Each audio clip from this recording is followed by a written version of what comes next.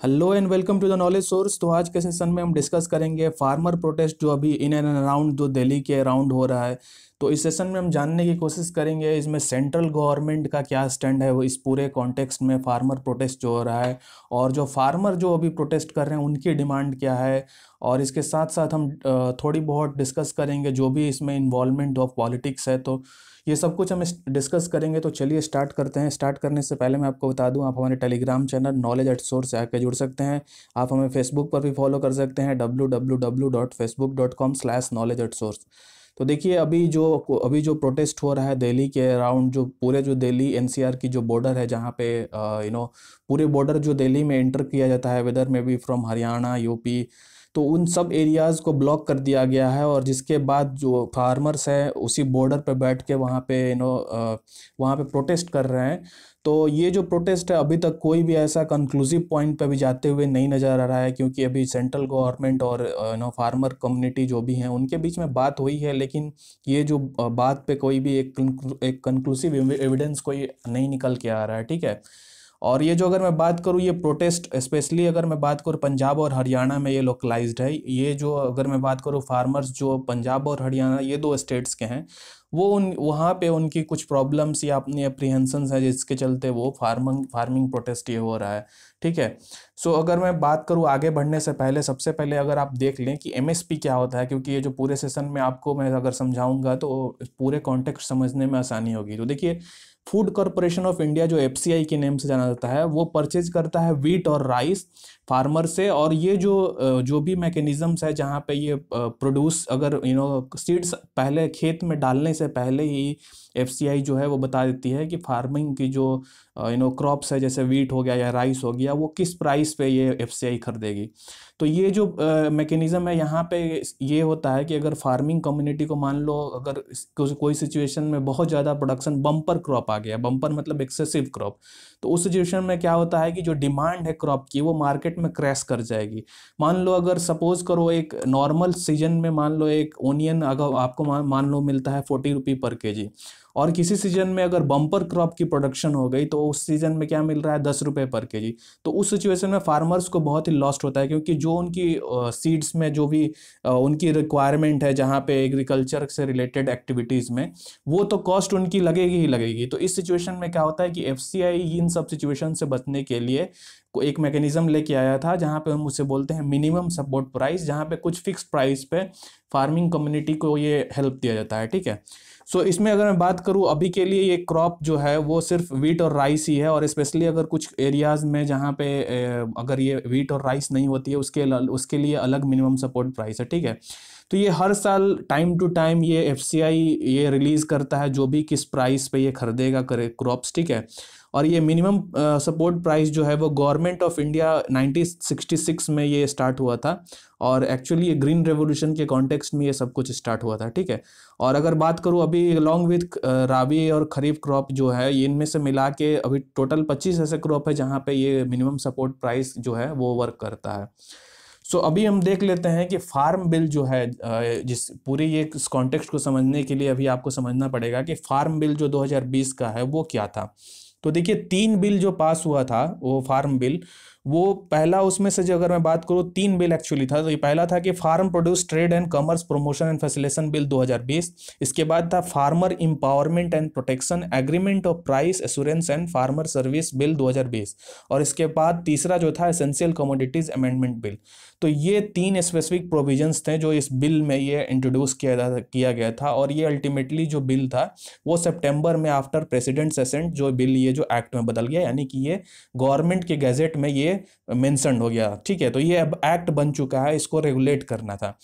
तो अब क्या हुआ कि जब ये बिल इंट्रोड्यूस होने के बाद ये एक्ट बन गया, तो स्पेशली अगर मैं बात करूँ हरियाणा और पंजाब यहाँ की जो फार्मर्स कम्युनिटी है वहाँ के लोगों को ये जो बिल है उसमें बहुत सारे ऐसे अप्रीहेंशंस थे जहाँ पे उनको लगा कि ये हमारे लिए अच्छा नहीं है, जिसके बाद फार्मिंग प्रोटेस्ट स्टार्ट हो गया इन 2 स्टेट में स्पेसिफिकली। तो मैं बात करूंगा अभी आने वाले सेशन में कि क्यों सिर्फ 2 स्टेट्स के ही लोग फार्मिंग प्रोटेस्ट ये कर रहे हैं। देखिए, तो इस बिल में इसके बाद ये भी बात किया गया था कि जो एपीएमसी की जो एग्रीकल्चर प्रोड्यूस मार्केट कमेटी जो है उसकी जो लिमिटेशंस, जो उसकी विंग कट करने की बात की गई थी, मतलब उसकी पावर की रिडक्शन के बारे में ये जो बिल बात किया था, ठीक है।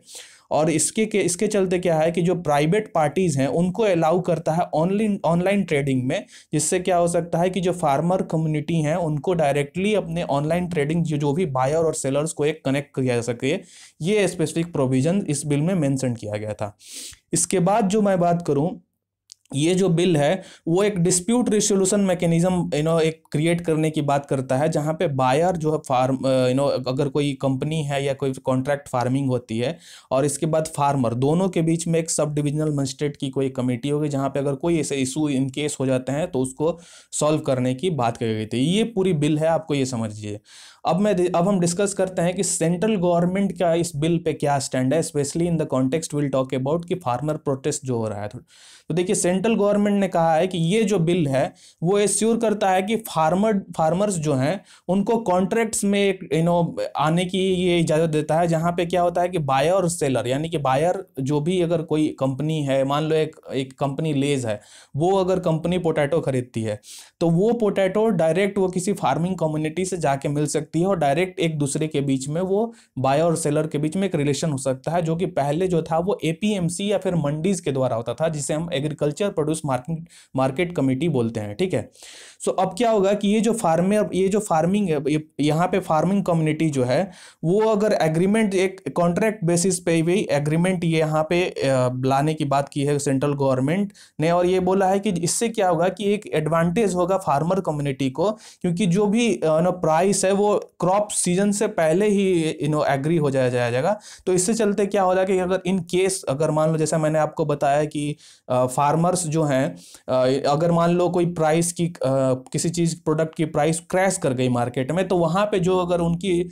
लॉस के बारे में बात अगर करूं मैं फार्मर्स की, तो वो नहीं हो पाएगा। यहाँ पे सेंट्रल गवर्नमेंट ने ये बोला है। तो जैसे कॉन्ट्रैक्ट फार्मिंग के बारे में यह बात कर रही है सेंट्रल गवर्नमेंट, तो इसके चलते अब फार्मर्स का ये स्टैंड है कि इसके चलते वो धीरे धीरे गवर्नमेंट क्या कर सकती है कि एमएसपी जो है, मिनिमम सपोर्ट प्राइस, उसको धीरे धीरे खत्म कर सकती है। ये फार्मर्स का अपना एप्रीहेंशन है, ठीक है। अभी वो हम डिस्कस करेंगे। इसके बाद फिर ये जो सेंट्रल गवर्नमेंट ने ये कहा है कि ये जो लॉ है, ये हम जो अभी लेके आए हैं, उसके चलते एक वन नेशन वन मार्केट का कॉन्सेप्ट पूरे देश में आ जाएगा। और जो ईसीए जो पहले रेस्ट्रिक्ट कर देता था फार्मर को कि सिर्फ अपनी प्रोडक्ट को मंडीज में ही बेचे, अब वो डायरेक्ट सेलर और बायर के बीच में एक कॉन्ट्रैक्ट हो जाएगा, जिससे के चलते उनकी जो प्राइस की जो अगर मैं बात करूं किसी प्रोडक्ट की प्राइस है, उनको इनसे बहुत ज्यादा बेनिफिट हो सकता है, ऐसा सेंट्रल गवर्नमेंट का बोलना है, ठीक है।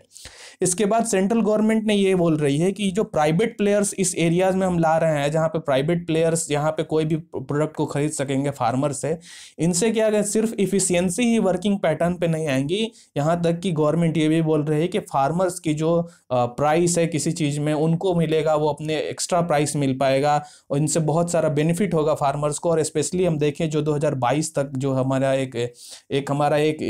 फार्मर को डबल करना है उनकी इनकम का, वो हम अल्टीमेटली अचीव कर सकेंगे, ये सेंट्रल गवर्नमेंट का बोलना है, ठीक है।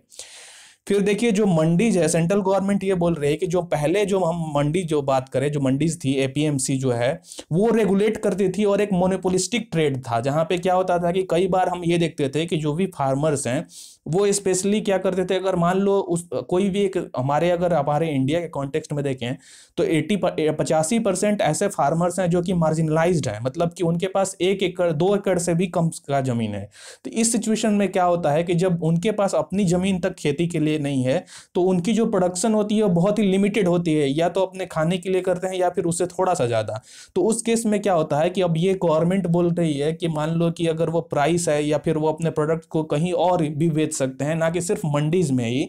तो यहाँ पे आपको ये देखना पड़ेगा कि क्या गवर्नमेंट या कोई भी स्मॉल फार्मर जो है वो 100 किलोमीटर तक जाएगा अपने प्रोडक्ट को सेल करने के लिए। अगर सेल करने के लिए जाएगा तो क्या उसको इतनी बेनिफिट होगी कि जो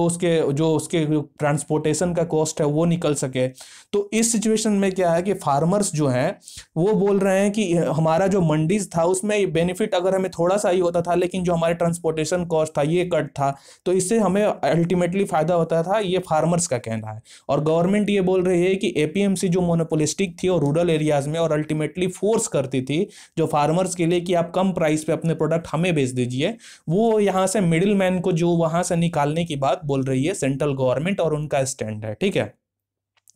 सो इससे क्या होता है कि अभी सेंट्रल गवर्नमेंट ये बोल रही है कि अगर हम मिडिल मैन को निकाल देंगे तो अल्टीमेटली जो डायरेक्ट बायर और सेलर के बीच में एक रिलेशन होगा, उससे फार्मर को कहीं ज़्यादा बेनिफिट होगा, ये सेंट्रल गवर्नमेंट का बोलना है। अब हम देखते हैं कि फार्मर का क्या स्टैंड है और या क्या उनका डिमांड है। तो देखिए, सबसे इंपॉर्टेंट जो डिमांड है फार्मर्स का, वो उनको एक अपना एप्रीहेंशन है कि जो अभी डायरेक्ट सेलर और बायर के बीच में एक रिलेशन एस्टेब्लिश करने की बात सेंट्रल गवर्नमेंट बोल रही है, उससे कहीं ना कहीं वो धीरे धीरे एमएसपी पे ये हटाने की बात सोच रही है, या फिर आने वाले 5 या 6 साल में हम ऐसा देख सकते हैं कि एमएसपी जो है वो धीरे धीरे हटा दिया जाएगा या फिर कम कर दिया जाएगा। ये फार्मर्स का प्रोटेस्ट है, स्पेशली अगर मैं बात करूं पंजाब और हरियाणा स्टेट में।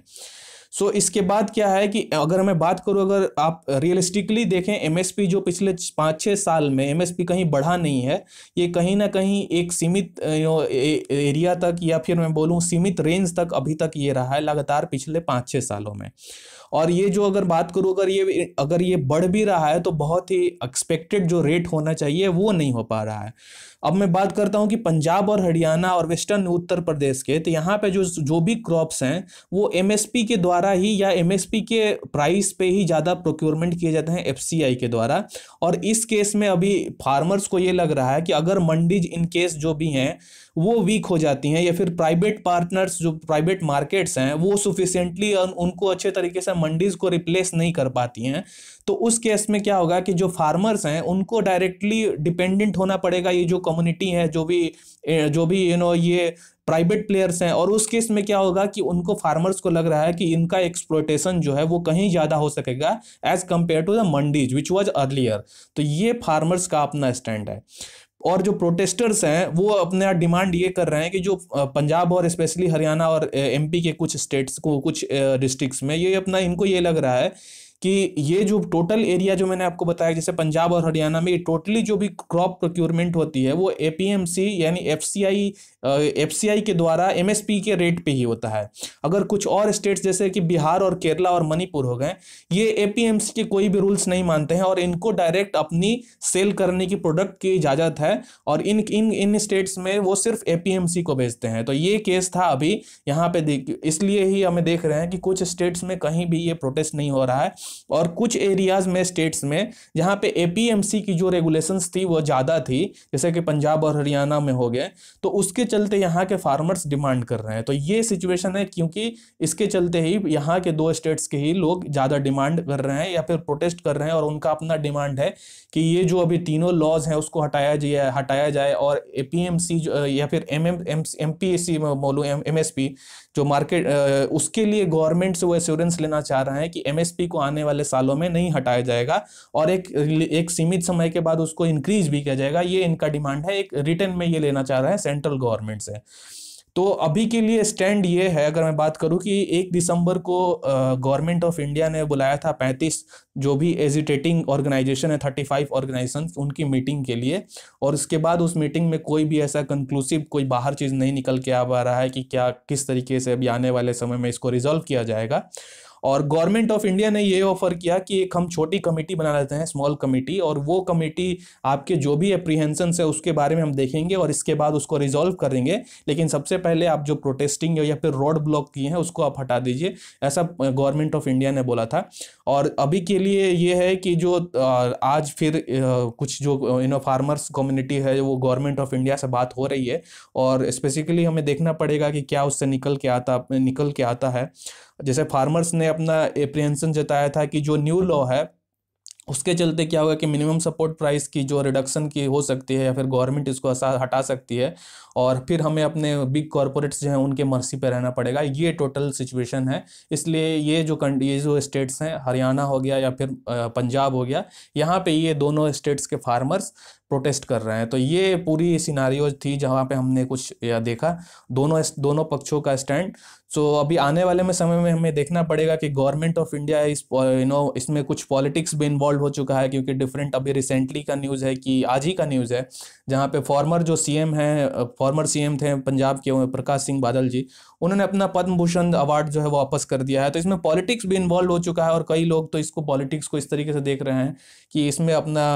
बेनिफिट देखा जाए। तो अभी आने वाले समय में देखना पड़ेगा कि गवर्नमेंट ऑफ इंडिया इसको कैसे रिजॉल्व करती है। So that's it for today, thank you as always for joining.